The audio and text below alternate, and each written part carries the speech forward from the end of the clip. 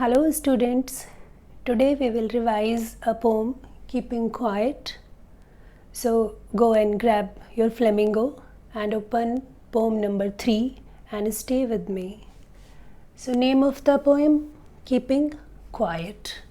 Poet Pablo Neruda. Pablo Neruda is a Nobel Prize winner author and Nobel Prize is the highest honor in the field of literature. 6 other fields में भी 5 other fields में भी literature के अलावा ये price मिलता है, highest honour होता है वहाँ. Medicine, physics, chemistry, economics and piece.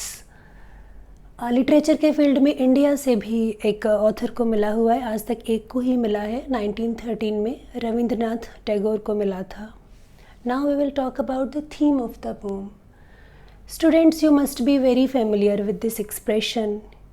Every teacher enters your classroom and say, keep quiet, keep quiet, keep quiet. Why do they say so? Have you ever thought?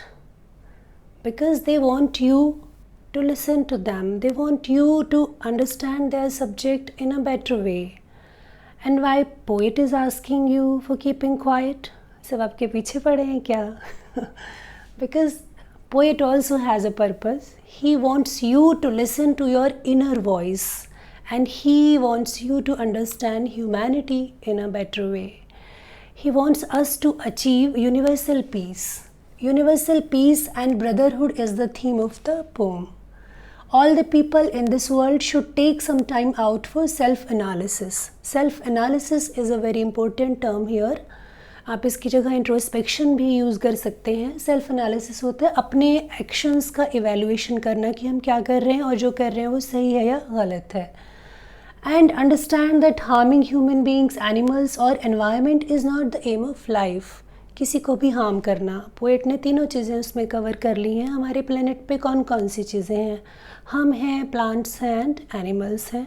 Live things तो यही है ना. उनको किसी को भी हार्म करना life का पर्पज़ नहीं है. Life is to be lived peacefully. We can understand this truth only by sitting silently without any work and introspecting our actions.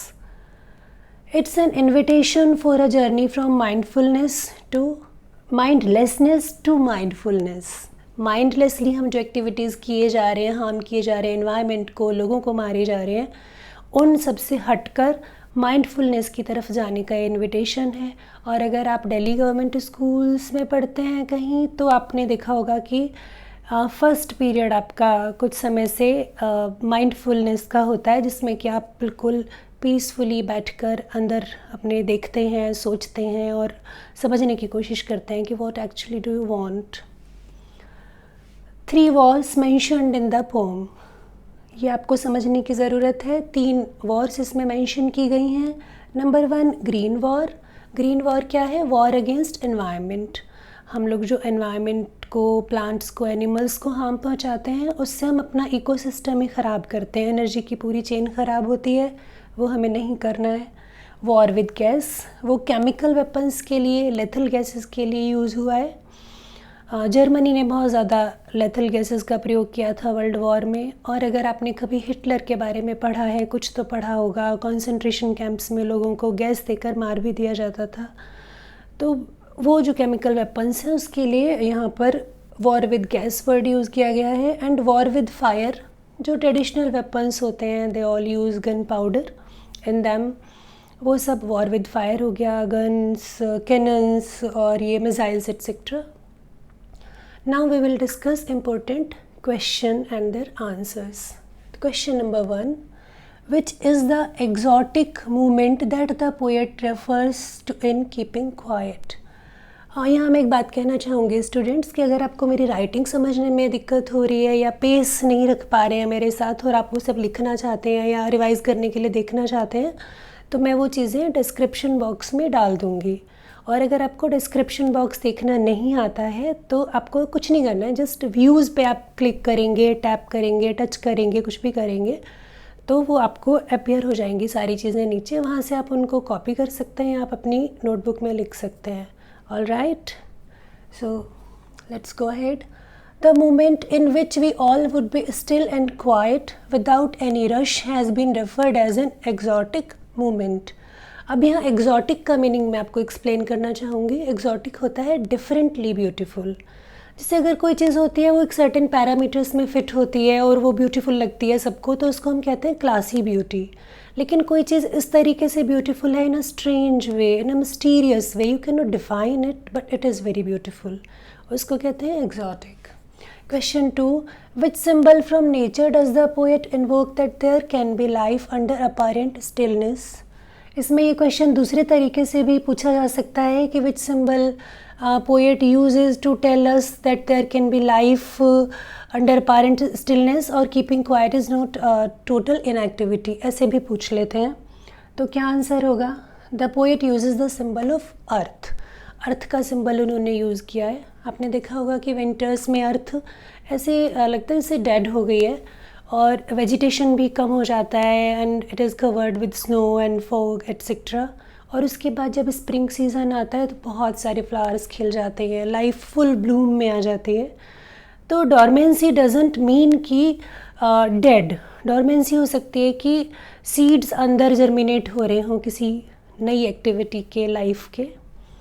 The poet uses the symbol of earth to tell that there can be life under apparent stillness. According to him, keeping quiet is not total inactivity. In winters, the earth seems to be dead, but in spring season, it's full of life and colors. All right. Now, question number 3. How will a huge silence interrupt the sadness of man? अब poet ने कहा है कि हम लोग अगर सब लोग साइलेंट होके बैठेंगे, ब्यूटीफुल मोमेंट होगा और जो हमारी सैडनेस है वो रिमूव होगी उससे, उसको इंटरप्ट करेगा। वो कैसे करेगा?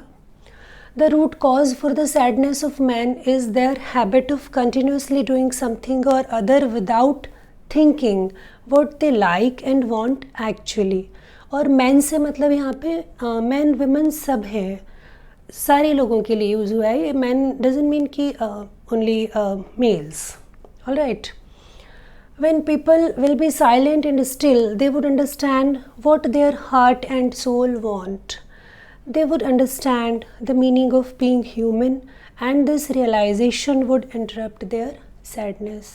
आपने देखा होगा स्टूडेंट्स कि अक्सर आपको जब कुछ लगातार आप कोई एक्टिविटी करते रहते हैं, आपको चीज़ें समझ नहीं आ रही होती हैं उस समय, लेकिन जब आप कभी अपने साथ थोड़ा वक्त निकाल के बैठते हैं तो हिंट साइट में आपको चीज़ें हिट करती हैं। ओह, ऐसा नहीं करना चाहिए था, that was not the right thing, this is the right thing to do, okay I want this, नहीं मुझे ये सब्जेक्ट लेना ही नहीं था, होता है ना। तो वो वाली बात है यहाँ पर कि जब आप साइलेंट होकर बैठेंगे तो वो जो सैडनेस आपके अंदर एक जनरेट होती है लगातार ऐसी चीज़ें करते जाने से जो आप नहीं चाहते थे, वो रिमूव हो जाएगी, बिकॉज आपको पता चलेगा कि आप क्या चाहते हो। Question number 4. What are the different kinds of wars mentioned in the poem? What is Neruda's attitude towards these? वो मैं ऑलरेडी आपको बता चुकी हूँ। 3 types of wars have been mentioned in the poem. अब एटीट्यूड की बात करें पोएट की, तो आपको क्या ख्याल है आपका? आपने पढ़ी है ना पोएम? वो लाइक करते हैं उनको नेरूडा? नो, ही कंडेम्स वॉर्स। क्रिटिसाइज़ करते हैं वो वॉर को और वो नहीं चाहते हैं कि वॉर हो। Okay. Now figures of speech. मैं आपको पहले बता चुकी हूँ कि figures of speech poetic devices का एक पार्ट होती हैं और यहाँ पर हम लेंगे अलिट्रेशन। कहाँ कहाँ है alliteration? Repetition of sounds is called alliteration. We will, we would, sudden strangeness, his hurt hands, clean clothes, यहाँ पर अलिट्रेशन यूज़ हुआ है। ट्रांसफर्ड एपिथेट यहाँ पर यूज़ हुआ है कोल्ड सी में। एक जगह जिक्र आता है कि fisherman would not harm whales. तो उस समय एक टाइम था कि वेल्स को बहुत ज़्यादा मारा जाता था इंडस्ट्रियल पर्पज से। वेलिंग अपने आप में एक फुल फ्लेज्ड इंडस्ट्री थी। ऑयल निकाल के उनका यूज़ करते थे और बिल्कुल मतलब सबसे बड़ा मैमल होता है वेल, उसको भी ह्यूमन बीइंग मार मार के अपने फ़ायदे के लिए यूज़ किए जा रहे थे और बिल्कुल उनके अंदर ये काइंडनेस नहीं थी कि सोचें उसके बारे में। इतना बड़ा एनिमल, उसको भी मार डाला ह्यूमन बीइंग्स ने अपने फ़ायदे के लिए। तो वो जो फीलिंग ऑफ मर्सीलेस फिशरमैन की या उनको मारने वालों की जो है वो यहाँ पर सी में ट्रांसफ़र कर दी गई है। सी को कोल्ड कहा गया है, लेकिन एक्चुअल में कोल्ड कौन है? ह्यूमन बीइंग्स हैं, उसको मारने वाले हैं। Personification. Earth can teach us, Neruda कहते हैं। तो अर्थ कोई ह्यूमन बीइंग तो है नहीं, वो हमें कैसे पढ़ाएगी? पर्सोनिफाई किया गया अर्थ को। Metaphor in the shade. In the shade का मतलब है यहाँ पर कि हम क्लीन क्लोथ्स पहन के शेड में जाएंगे, मतलब हम जो बिना वॉर वाली चीज़ें हैं या एक जो पीसफुल एनवायरनमेंट है उसमें जाएंगे। शेड डजंट मीन कि एक कवर के अंदर आप चले जाएंगे, इट्स अ मेटाफर। अब यहाँ पर मैं आपको बताना चाहूँगी कि क्लीन क्लोथ्स, इसमें एक वर्ड आता है, वह पेयर ऑफ वर्ड्स हो गया। Clean clothes symbolises peace and change in the perspective. Clean clothes doesn't mean literally कि आपको साफ कपड़े पहनने, इट मीन्स कि आपको जो अपने जो ब्लड स्टेन्ड आपकी पूरी एक्टिविटीज़ हैं वो आपको ख़त्म करनी है और आपको अब एक नई लाइफ शुरू करनी है अच्छे तरीके से, बिना वायलेंस के। फिर ब्रदर्स वर्ड आता है, तो ब्रदर्स यहाँ पे सिंबलाइज करता है मैनकाइंड को। और काउंट टू 12 यहाँ पर यूज़ हुआ है। पोइट बार बार 12 2 बार उन्होंने कहा है कि मैं काउंट करूँगा 12 तक। तो 12 एक मेज़र ऑफ टाइम है, वो दिखाता है कि पूरा जो क्लॉक में 12 ही वो होता है ना सिंबल्स, कि पूरा दिन मतलब 12 आवर्स, और 12 मंथ्स भी हो सकते हैं वो ईयर के, और 12 टाइप ऑफ पीपल भी हो सकते हैं कि जितने भी टाइप के लोग हैं, कुल मिलाकर ये है बात कि जितने भी टाइप के लोग हैं वर्ल्ड में और जितना भी टाइम है, हम through out the time, through out the year introspection करें और एक पीसफुल एनवायरनमेंट बना कर रखें, एक ब्रदरहुड अचीव करें। This is the aim, idea of the poem. I hope it helps you. आपको ये समझ आई, अच्छी लगी। उसके मैं जल्दी ही आऊँगी दोबारा से कोई दूसरा लेसन या पोम लेकर। Stay with me, stay connected. Thanks for watching.